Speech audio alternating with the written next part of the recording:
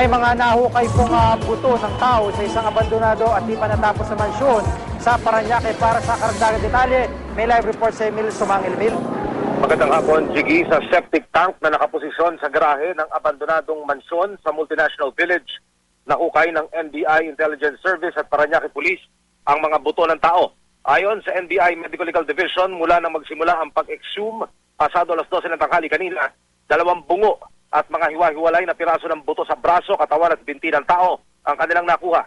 Hindi pa matukoy ng mga medical legal officer kung ilang bangkay ang ibinaon sa Poso Negro dahil bukod sa muli nilang bababain ang septic tank, sa paniniwalang mayroon pang mga nakabaon sa ilalim, kailangan ma-reconstruct o mabuo nila ang mga nahukay na buto. Ayon sa NBI, may na-recover silang kable na nakapalupot sa ilang piraso ng buto. Palatandaan nila, Jiggy, na dumaan sa summary execution ang mga taong ibinaon dito. Matumbok ng NBI lokasyong ito makarang lumutang ang kaanak ng isang nawawalang tao na iniulat na nawawala noong buwan ng Pebrero. Kinilala ang nawawalang tao na si Ernesto Buendial Jr., isang construction laborer.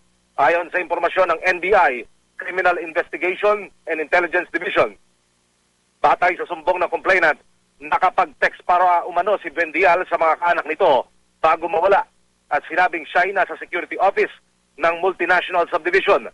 Ayon pa sa impormasyon ng NBI, ayon na rin sa kwento ng ilang homeowners, pag-aari ng isang dating kilalang drug lord ng property na ito bago tuluyang abandonuhin at gawing barracks ng mga gwardya ng subdivision. Sasailalim, Jiggy, sa autopsiya at DNA test ang mga nahukay na buto para madetermina ang pagkakakilanlan ng mga biktima. Nasa kustodiya na rin ngayon, Jiggy, ng NBI ang 12 security guards ng Multinational Village para imbestigahan. Jiggy. Maraming salamat, Emil Sumangil.